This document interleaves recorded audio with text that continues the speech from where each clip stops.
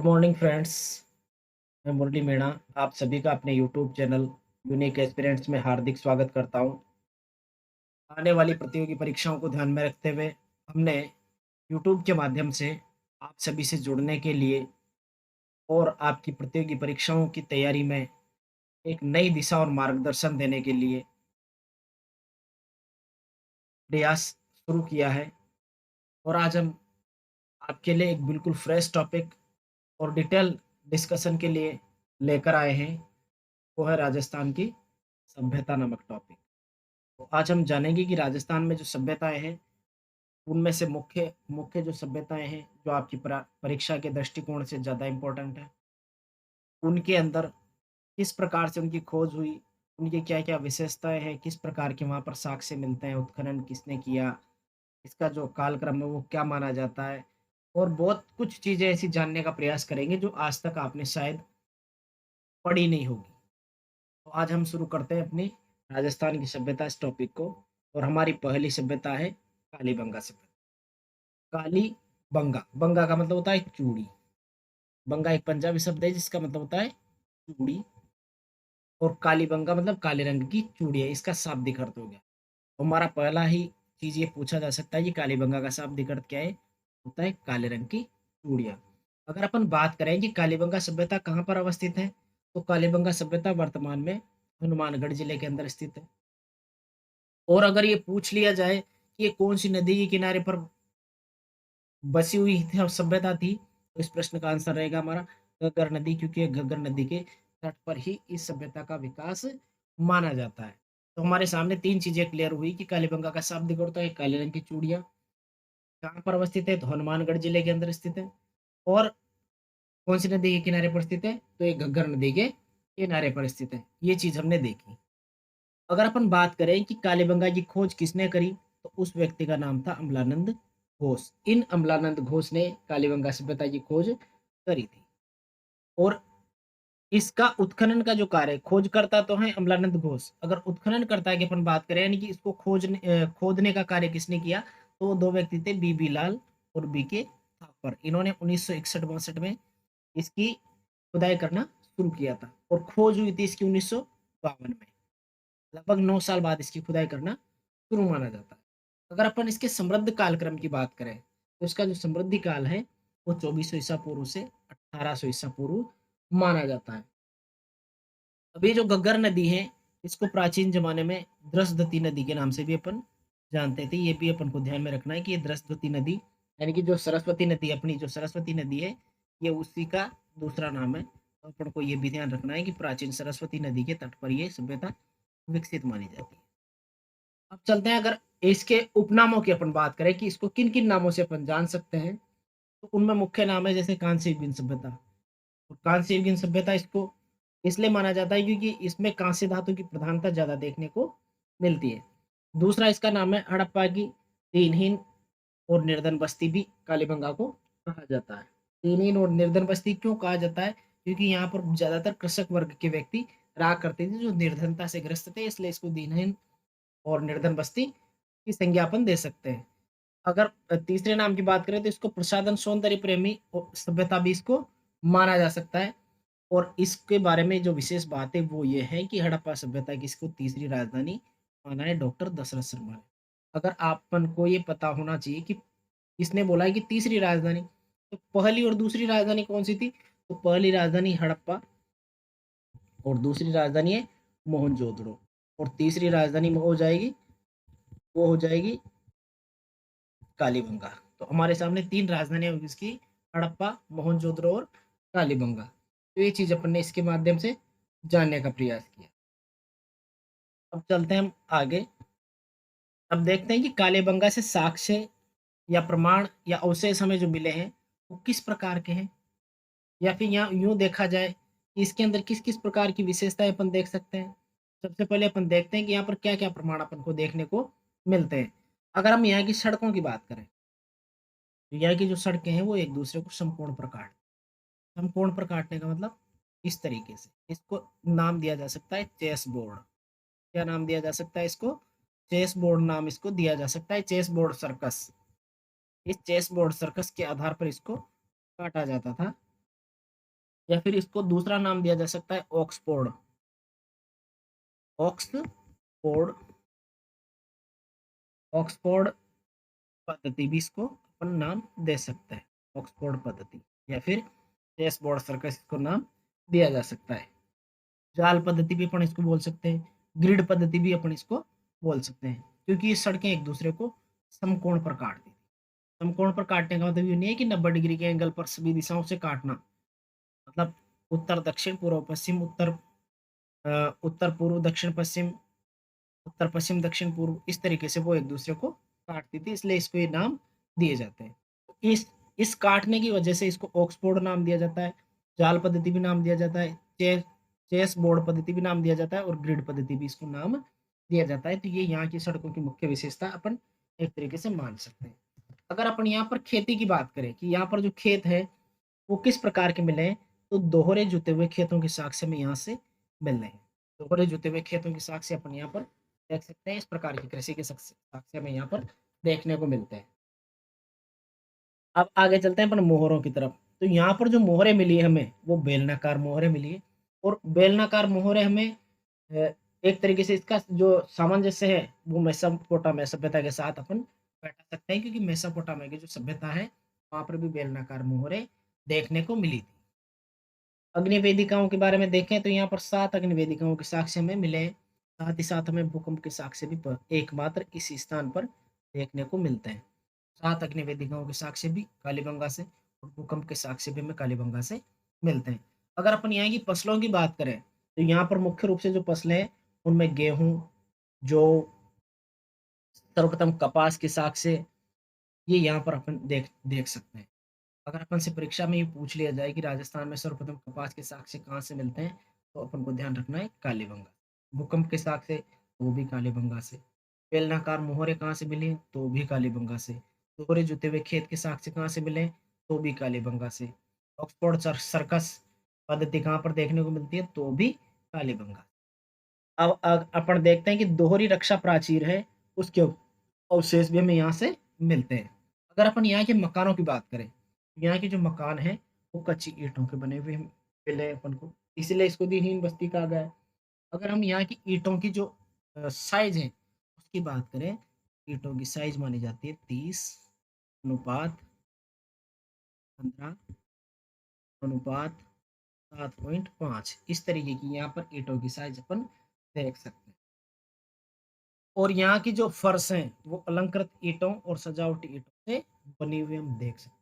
फिर ये सारी चीजें अवशेष के रूप में हमें यहाँ से मिली हैं, तो ये साबित करती हैं कि यहाँ की जो सभ्यता है वो ज्यादा विकसित सभ्यता अपन नहीं मान सकते, गरीब सभ्यता मान सकते हैं। इन चीजों के आधार पर ये चीज साबित हो जाती है, क्योंकि कच्ची ईंटें ज्यादातर कच्चे माल का इस्तेमाल गरीब व्यक्ति करते हैं, इसलिए अपन इसको गरीब बस्ती के रूप में मान सकते हैं।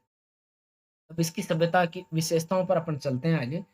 इसकी सभ्यता के जो विशेषताएं हैं उनमें मुख्य रूप से अपन देखें तो इसको एक तरीके से नगरीय सभ्यता अपन मान सकते हैं। कालीबंगा को अपन मान सकते हैं कि एक नगरीय सभ्यता थी, क्योंकि ये सुव्यवस्थित तरीके से बसी हुई थी। यहाँ से अपन को मात्र सत्तात्मक सभ्यता भी अपन इसको मान सकते हैं, क्योंकि यहाँ पर मात्र शक्ति को प्रधानता दी गई है। अगर परिवार की बात करें तो यहाँ पर एकल परिवार के साक्ष्य में देखने को मिलते हैं। ये मुख्य विशेषताएं हुई। अगर इनके अलावा अन्य चीजें भी अपन देखें तो यहाँ से अपन और भी चीजें अपन को मिली है, जैसे यहाँ पर एक कपड़े के अंदर लिपटा हुआ उस्तरा मिला है। कपड़े के अंदर लिपटा हुआ उस्तरा, उस्तरा जानते हैं अपन नाई का जो औजार होता है वो मिला है। एक मिला है अपन को मिट्टी का पैमाना, तो ये चीज भी अपन को ध्यान रखनी है, मिट्टी का पैमाना, उस्तरा, मिट्टी का पैमाना, ये चीजें अपन को यहाँ से मिली है। इसके अलावा अपन को एक व्याघ्र, एक मुद्रा मिली है यहाँ पर जिस पर व्याघ्र का चित्र बना हुआ है। व्याघ्र का मतलब बगेरा, या जिसको अपन चीता बोल सकते हैं, उसका चित्र बना हुआ है। और एक कुमार देवी, कुमारी देवी महिला की एक प्रतिमा मिली है सिक्कों पर। इस आधार पर अपन उसको मान लेते हैं कि ये यहाँ पर मात्र सत्तात्मक व्यवस्था मिली है। एक यहाँ पर अपन को मिले बालक की खोपड़ी के, बालक की तो खोपड़ी है, उसके अंदर 6 छेद मिले हैं, 6 छेद मिले हैं। और इन 6 छेदों के आधार पर अपन ये मान सकते हैं कि यहाँ पर जो कपाल छेदन क्रिया होती है, कपाल छेदन क्रिया या शल्य चिकित्सा क्रिया अपने एक तरीके से मान सकते हैं, शल्य चिकित्सा। यानी कि एक तरीके से देखा जाए तो पहली ऑपरेशन के साक्ष्य अपन को यहाँ से देखने को मिलते हैं। ये कालीबंगा की मुख्य बात हो गई। इसके अलावा अगर अपन बात करें कुछ और अन्य चीज़ों की, तो अपन को यहाँ पर जो है 7 अग्नि वेदिकाओं के साक्ष्य मिले, और यहाँ की जो कब्र मिली है अपन को, वो है अंडाकार कब्र। ये भी अपन को ध्यान रखना है। तो अंडाकार कब्रों के साक्ष्य कहाँ पर मिली है, वो भी कालीबंगा के अंदर देखने को मिलते हैं। एक मिला है अपन को स्वास्तिक का चिन्ह। स्वास्तिक का चिन्ह आप सब जानते ही होंगे। स्वास्तिक चिन्ह भी अपन को यहाँ से मिला है। तो ये मुख्य मुख्य चीजें हैं जो अपन को ध्यान में रखनी है। अब अगर इसकी बात करें, ये तो हो गई अपनी मुख्य मुख्य चीजें, जैसे व्याघ्र की जो चित्र है वो यहाँ की सिक्कों के ऊपर मिला है। इसके अलावा एक महिला कुमारी देवी का प्रतिमा भी मिली है जो मातृ सत्तात्मकता को साबित करती है। बालक की खोपड़ी में मस्तिष्क शोध या छेद मिले, जो मस्तिष्क शोध एक बीमारी होती है जिसको अपन कपाल छेदन भी बोलते हैं। उसकी शल्य क्रिया की बारे में अपन को जानकारी देते हैं। भूकंप के साक्ष्य अपन को यहाँ से मिले। कपड़े में लिपटा उस्तरा मिला है, मिट्टी का पैमाना मिला है, अंडाकार कब्रें मिली है। तो इन चीज़ों से साबित होता है कि ये काफ़ी विकसित सभ्यता अपन इसको एक तरीके से मान सकते हैं। अगर अपन यहाँ की जो यहाँ से अपन को लकड़ी की नाली के जो है अवशेष मिले। पानी निकालने के लिए जो नाली होती थी वो लकड़ी की बनी होती थी। ये भी अपन को ध्यान रखना है कि लकड़ी की नाली के अवशेष कहाँ से मिले। तो ये भी अपन को लकड़ी की नाली के अवशेष भी अपन को यहाँ से मिले। तो ये चीज़ें हो गई यहाँ की कालीबंगा के बारे में मुख्य मुख्य चीज़ें। अगर अपन यूँ बात करें कि कालीबंगा का जो विनाश है वो कैसे हुआ, तो इसके बारे में अपने जो अमलानंद घोष हैं उन्होंने बोला है कि एक तो इसका मुख्य रीजन हो सकता है, एक तो बढ़ती हुई गर्मी। क्या माना है उन्होंने, एक तो बढ़ती हुई गर्मी, और दूसरा माना है उन्होंने जलवायु परिवर्तन, या एक तरीके से पर्यावरण असंतुलन। ये उन्होंने मुख्य कारण माना है, पर्यावरण असंतुलन, बढ़ती गर्मी और पर्यावरण असंतुलन अमलानंद घोष ने इसका मुख्य कारण माना है। और एक और राइटर थे के यू आर कैनेडी की अपन बात करें, कैनेडी इन के यू आर कैनेडी ने माना है कि ये जो सभ्यता है इसका पतन क्यों हुआ, उसका मुख्य कारण उन्होंने माना है संक्रामक रोग। के यू आर कैनेडी ने कारण माना है संक्रामक रोग की वजह से इस सभ्यता का पतन माना है। तो अपन को इन चीज़ों के बारे में थोड़ा डिटेल में जानकारी रखनी है, ताकि परीक्षा में किसी भी प्रकार से अपन से प्रश्न पूछे, चाहे वो प्रारंभिक परीक्षा में पूछे या मुख्य परीक्षाओं में पूछे या आने वाली जितनी भी प्रतियोगी परीक्षाएं हैं उनमें पूछा जाए, तो अपन को इन इन चीज़ों की मोटी मोटी जानकारी रखनी है। तो हमारी जो कालीबंगा सभ्यता है वो समाप्त होती है। अब चलते हैं हम अपनी अगली सभ्यता की तरफ।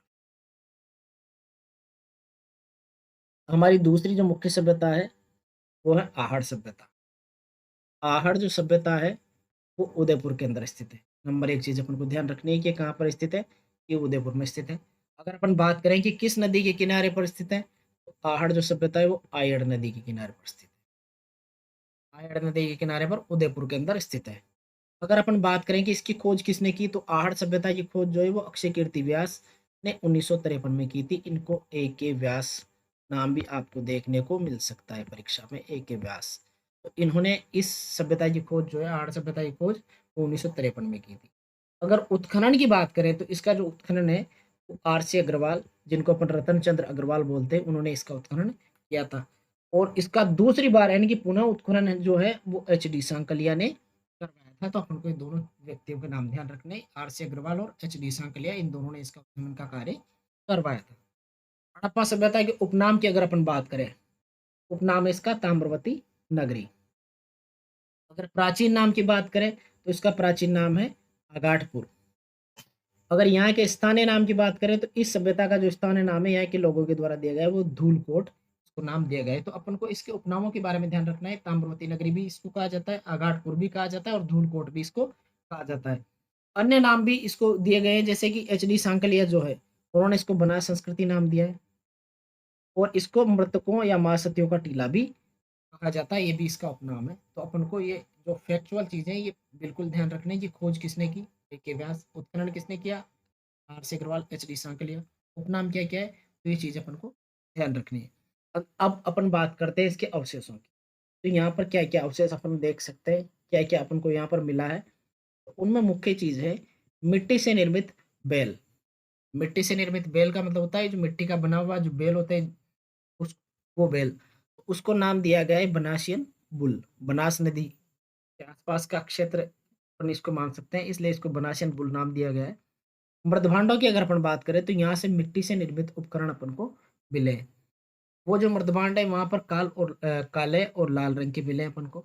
और लाल और काले रंग की मृदभांड वाली सभ्यता भी अपन इसको मान सकते हैं कि जो आहड़ सभ्यता है वो लाल व काले मृदभांड है। एक तरीके से इसको ये संज्ञा दी जा सकती है। यहाँ से अपन को यूनानी देवता जो है अपोलो, उनकी चित्रयुक्त मोहरे भी अपन को, मुद्राएं भी अपन को यहाँ से मिली यूनानी देवता अपोलो की। इसके अलावा गोरे और कोठे, ये क्या ही यहाँ के जो स्थानीय निवासी हुआ करते थे आदिवासी लोग, अपने अनाज रखने के लिए जो मृदभांड रखते थे उनको एक गोरे और कोठे नाम इन्होंने दिया है। ये चीज अपन को ध्यान में रखनी है। आहड़ सभ्यता से की मुख्य बात यह है कि ये सभ्यता 8 बार उजड़ने और 8 बार बसने की जानकारी अपन को यहाँ से मिलती है। तो ये चीज अपन को ध्यान में रखनी है। ये जो सभ्यता है ये लगभग 4000 वर्ष पुरानी है। ये चीज भी अपन को ध्यान रखनी है कि कितने साल वर्ष पुरानी है। 4000 वर्ष पुरानी ये सभ्यता मानी जा सकती है। अब चलते हैं अपन आगे। इसकी सब विशेषताओं की अगर अपन बात करें, पहाड़ सभ्यता की विशेषताओं, तो ये इसको क्या है ग्रामीण सभ्यता माना जाता है, जबकि कालीबंगा को नगरीय सभ्यता माना जाता था। यहाँ पर संयुक्त परिवार के साक्ष्य मिलते हैं, जबकि कालीबंगा में एकल परिवार के साक्ष्य मिलते थे। यहाँ से पितृ सत्तात्मक सभ्यता के साक्ष्य मिलते हैं, जबकि कालीबंगा से मातृ सत्तात्मक सभ्यता के साक्ष्य अपन को मिले थे। और यहाँ से इसके साथ साथ उनके साक्ष्य भी मिलते हैं। ये चीजें तो यहाँ की मुख्य विशेषता हुई। इसके अलावा और भी विशेषताएं हैं। यहाँ से जो है बिना हत्या का जलपात्र भी अपन को मिला है। बिना हत्या का जलपात्र जो ईरान के अंदर मिला करता था, वैसा जलपात्र में यहाँ पर मिला है। रंगाई छपाई की जो ठप्पे होते हैं, सांचे होते हैं, वो भी अपन को आहड़ सभ्यता से मिले। और चक्रकूप पद्धति, ये जल स्रोत की जो चक्रकूप पद्धति थी वो भी अपन को आहड़ से मिली। ये तो मुख्य मुख्य विशेषताएं हुई। इनके अलावा अपन और भी चीजें अपन को यहाँ से मिली है, जिनमें अपन कुछ चीजें और जानकारी लेते हैं, आपको बताते हैं, ताकि आपको ये पता लगे कि यहाँ पर क्या क्या चीजें देखने को मिलती थी। यहाँ पर मित्रों तांबा गलाने की भट्टियां भी मिली है। ताम्रयुगीन सभ्यता बोला है ना इसको। यहाँ पर तांबा गलाने की भट्टियां भी मिली है। ये भी अपन को ध्यान रखना है कि तांबा गलाने की भट्टियां भी अपन को यहाँ से मिली है। यहाँ पर टेरिकोटा पद्धति से जो ये बनासियन बुल था ना, वो किस पद्धति में बना हुआ है, तो उस बनासियन बुल का अपन को ध्यान रखना है। ये जो नाम दिया गया था बनासियन बुल, ये जो है ये टेरिकोटा पद्धति के अंदर बना। टेरिकोटा पद्धति के अंदर बना हुआ है। ये चीज अपन को ध्यान में रखनी है।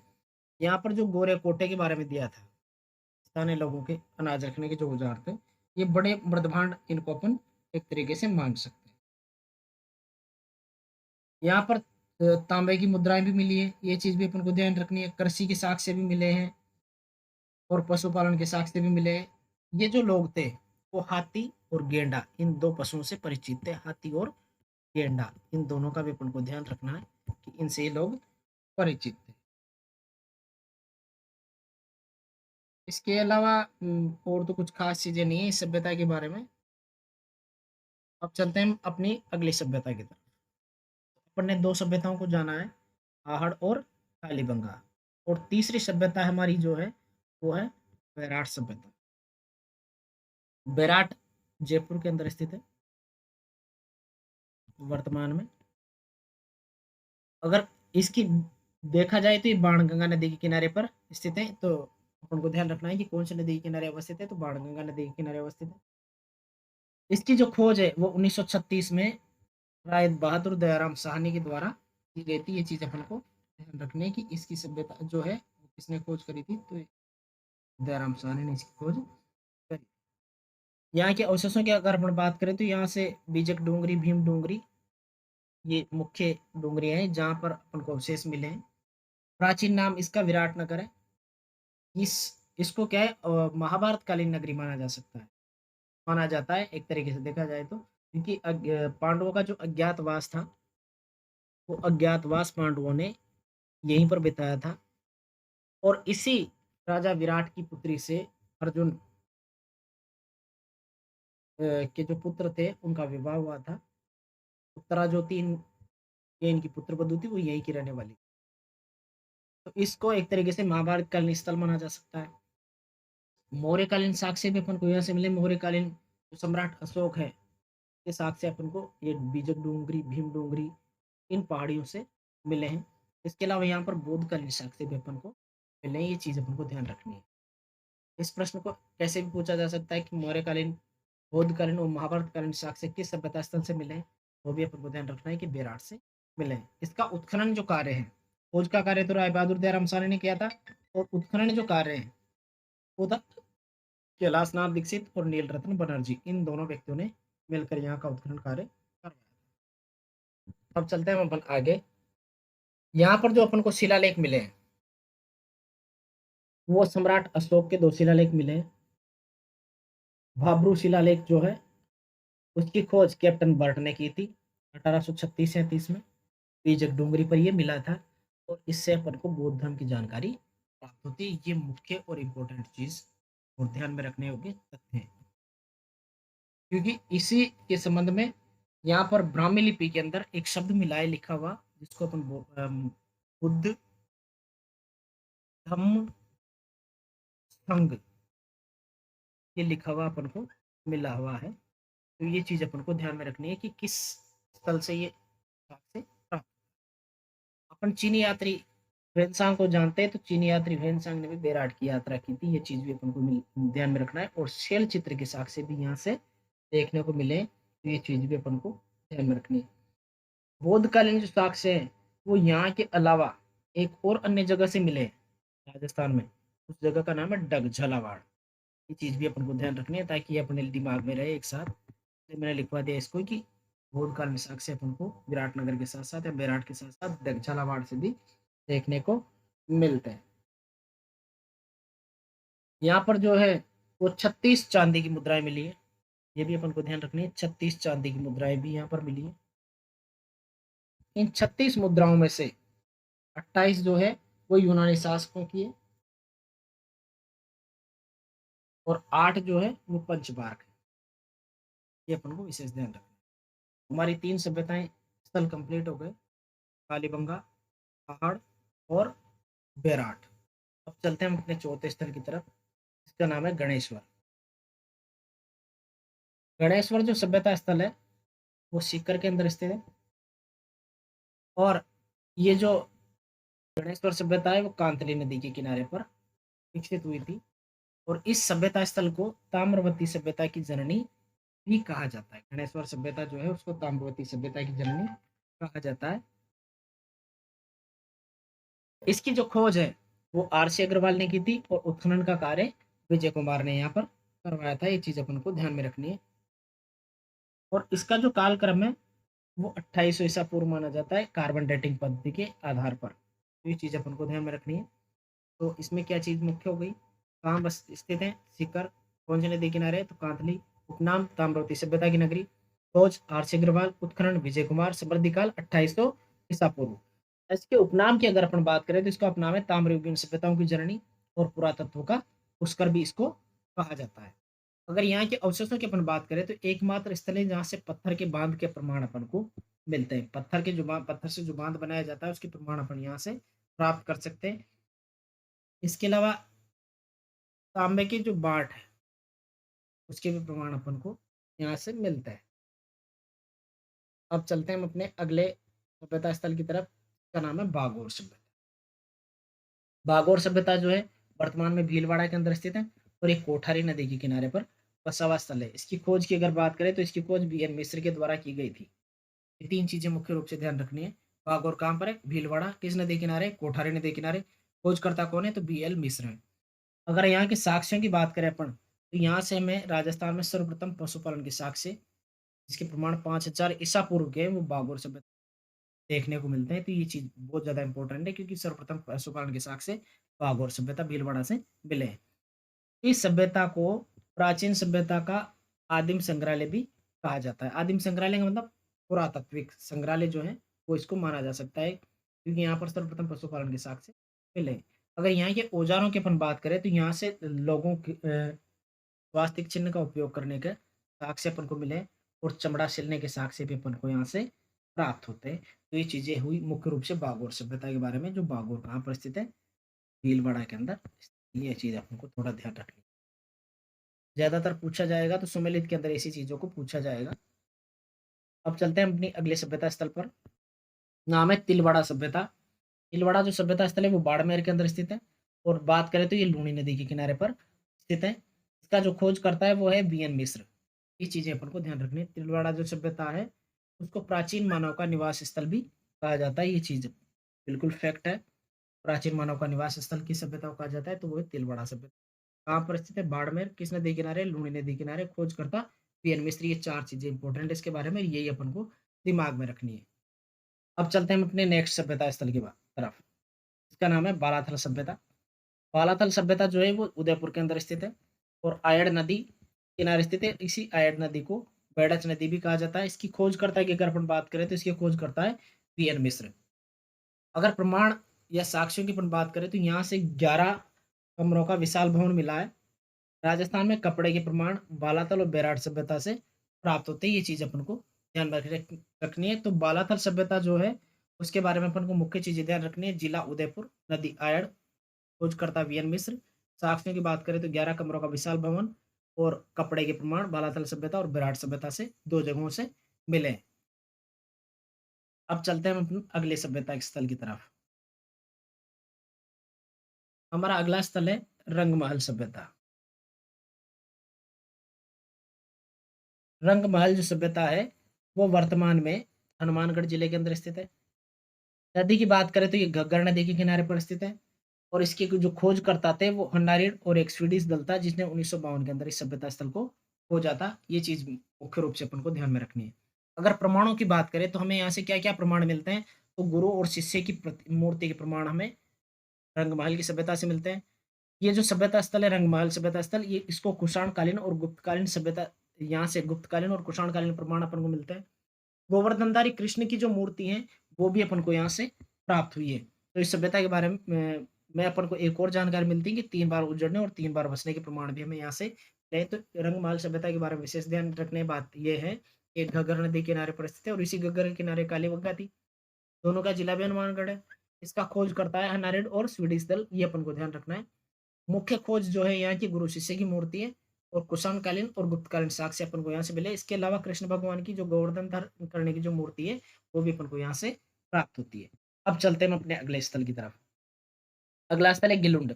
गिलुंड जो सभ्यता है वो राजसमंद के अंदर स्थित है और ये बनास नदी के किनारे पर स्थित है। इसकी जो खोज है वो बीबी लाल यानी कि ब्रजवासी लाल ने की थी। तीन चीजें अपन को मुख्य रूप से ध्यान रखनी है। कहाँ पर है? राजसमंद, नदी, बनास, खोजकर्ता ब्रजवासी लाल। अब चलते हैं अपने अगले सभ्यता स्थल की तरफ। इसका नाम है सोती सभ्यता। सोती जो सभ्यता है वो बीकानेर के अंदर स्थित है और इसके खोजकर्ता अमलानंद घोष है। अमलानंद घोष वही अमलानंद घोष जिन्होंने कालीबंगा की खोज करी थी। और यहाँ से कालीबंगा सभ्यता के समान अपन को अवशेष प्राप्त होते हैं, इसलिए इसको कालीबंगा प्रथम के नाम से जाना जाता है। ये मुख्य रूप से ध्यान रखने योग्य बात है कि सोती सभ्यता कालीबंगा प्रथम भी कहा जाता है। ये प्रश्न ऐसे ही पूछा जा सकता है कि कालीबंगा प्रथम किस सभ्यता स्थल को कहा जाता है? तो वही सोती सभ्यता स्थल। अब चलते हैं हम अपने अगले स्थल की तरफ। हमारा अगला सभ्यता स्थल है रेड सभ्यता। रेड जो है वर्तमान में टोंक जिले के अंदर स्थित है और टोंक में भी ये ढील नदी के किनारे पर स्थित है। ये 2 चीज़ें ध्यान रखने हैं। किस जिले में? टोंक में। नदी कौन-सी है? ढील नदी। और इसके जो खोज करता है वो है दयाराम साहनी। अगर यहाँ से सर्वाधिक हमें यहाँ से सर्वाधिक लोहे के औजार प्राप्त होते हैं, ये चीज़ हमें ध्यान रखनी है। इस कारण इसको प्राचीन भारत का टाटा नगर कहा जाता है क्योंकि टाटा किसके लिए फेमस था? लोहे के लिए। इसलिए रेड टोंक को प्राचीन भारत का टाटा नगर कहा जाता है। यहाँ से एक और चीज़ अपन को ध्यान रखनी है, यहाँ से मालव जनपद के सिक्के प्राप्त हुए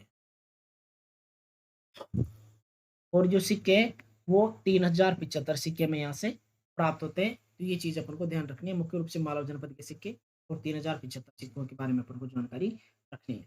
अब चलते हैं हम अपने अगले सभ्यता स्थल की तरफ। सभ्यता स्थल है नोह। नौह नाम से पता चल रहा है कि नौह कहाँ पर है, भरतपुर जिले के अंदर स्थित है। और नदी की बात करें तो ये रूपारेल नदी के किनारे पर अवस्थित है नौह भरतपुर। इसकी खोज जो है वो आर.सी. अग्रवाल ने की थी। और यहाँ से जो अवशेषों की बात करें अपन, तो यहाँ से मौर्यकालीन, पुरापाषाण कालीन अवशेष हमें मिले हैं। पक्षियों की चित्रित मूर्ति ईंटें यहाँ पर मिली हैं। और यहाँ की मुख्य बात ये है कि यहाँ से हमें यक्ष की एक मूर्ति, यक्ष की मूर्तियों के साक्ष्य भी अपन से मिले हैं। तो अपन को नौ भरतपुर के बारे में सीधा ध्यान रखना है, यक्ष की मूर्तियों के साक्ष्य नौ भरतपुर से मिलते हैं। ये चीज़ मुख्य रूप से और इम्पोर्टेंट चीज़ है, इसको स्टार लगा लेना ताकि ये परीक्षा में आने लायक चीज़ है। अब चलते हैं हम अपन अगले जो है सभ्यता स्थल उसकी तरफ। हमारा अगला सभ्यता स्थल है जोधपुरा। जोधपुरा से आदमी गलती ये कर सकता है कि जोधपुरा जोधपुर में होगा, लेकिन जोधपुरा जयपुर के अंदर है। ये चीज़ अपन को ध्यान रखनी है। जोधपुरा जयपुर जिले के अंदर स्थित है। और नदी की बात करें तो साबी नदी के किनारे पर स्थित है। इसकी खोज जो है आर.सी. अग्रवाल ने की थी। ये 3 चीज़ें इसके अंदर ध्यान रखनी है। जोधपुरा जयपुर में, नदी साबी और खोजकर्ता आर.सी. अग्रवाल। अब चलते हैं अपने अगले सभ्यता स्थल की तरफ। अगला सभ्यता स्थल है नगरी सभ्यता। इस नगरी सभ्यता को मतलब मध्यमिका भी एक तरीके से इसको नाम दिया जाता है। ये चित्तौड़गढ़ जिले के अंदर स्थित है और बेड़च नदी के किनारे पर स्थित है। चित्तौड़गढ़ के अंदर भी बेड़च नदी के किनारे पर ये स्थित मानी जाती है। इसके खोजकर्ता की बात करें तो इसके जो खोजकर्ता है वो है डॉक्टर भंडारकर। यहाँ से अपन को सीवी महाजनपदकालीन सिक्के प्राप्त होते हैं। ये चीज अपन को ध्यान में रखनी है। और राज्य की पहली जगह मानते हैं जिसको, जहाँ पर सर्वप्रथम उत्खनन कार्य किया गया था। अपन को नगरीय सभ्यता के बारे में यही ध्यान रखना है। अब चलते हैं हम अपन अगली सभ्यता स्थल की तरफ। हमारा अगला स्थल है नगर। खेड़ा सभ्यता या किरकिट भी इसको बोला जाता है। तो ये टोंक जिले के अंदर स्थित है। और इसका जो उत्खनन है वो केदारनाथपुरी या केएनपुरी इन्होंने किया था। अवशेषों की बात करें तो यहाँ से 6000 मालवा जनपदकालीन सिक्के प्राप्त हुए। ये चीज अपन को ध्यान रखनी है। मालवा जनपदकालीन सिक्के कहाँ से प्राप्त होती है, नगर सभ्यता से प्राप्त होती है। और कमल पर विराजमान लक्ष्मी की मूर्ति के साक्ष्य भी अपन को यहाँ से प्राप्त हुए हैं। तो नगर सभ्यता के बारे में ये अपन को मुख्य रूप से ध्यान रखना है। अगर अपन अन्य सभ्यताओं के बारे में बात करें कि राजस्थान की अन्य जो सभ्यताएं हैं उनमें थी गुरारा सभ्यता। अब इनकी ध्यान ही रखना है सिर्फ जिले। गुरारा सभ्यता जो है वो सीकर जिले के अंदर स्थित है। और यहाँ से हमें 2744 पंचमार्क जो सिक्के हैं वो प्राप्त हुए। इसके अलावा अगला सभ्यता स्थल है कुराड़ा। कुराड़ा जो है नागौर के अंदर स्थित है। इसको औजारों की नगरी भी कहा जाता है। तो अपन को ये ध्यान रखना है कि कुराड़ा नागौर औजारों की नगरी। ईसवाल सभ्यता जो है वो उदयपुर के अंदर स्थित है। यहाँ से ऊंट के दांतों के प्रमाण अपन को प्राप्त होते हैं। तो ईसवाल से ऊंट के दांतों के प्रमाण और उदयपुर अपन को ध्यान रखना है। अगला जो सभ्यता स्थल है वो है बयाना भरतपुर, जो भरतपुर के अंदर स्थित है। यहाँ से नील की खेती के और गुप्तकालीन सभ्यता के अवशेष प्राप्त होते हैं। तो नील की खेती के साक्ष्य बयाना भरतपुर ही अपन को ध्यान रखना है। ओजियाना जो सभ्यता स्थल है, ओजियाना भीलवाड़ा के अंदर स्थित है। कोठारी नदी के किनारे पर स्थित है। यहाँ से अगर अपन उत्खनन की बात करें तो यहाँ से कुछ ज्यादा खास ध्यान में अपन को नहीं रखना है। अगला सभ्यता स्थल है गरड़ता। गरड़ता जो है वो बूंदी नदी के अंदर स्थित है और छाजा नदी के किनारे पर स्थित है। और यहाँ से हमें बर्ड राइड रॉक पेंटिंग के साक्ष्य प्राप्त होते हैं। ये मुख्य रूप से ध्यान रखना है, ये इंपॉर्टेंट है। बर्ड राइड रॉक पेंटिंग के साक्ष्य अपन को गरड़दा बूंदी से मिले हैं। तो ये गरड़दा बांध है जो पिछले साल 2 साल पहले टूटने की वजह से चर्चा में रहा था। ये हमारा क्लास समाप्त होती है। धन्यवाद।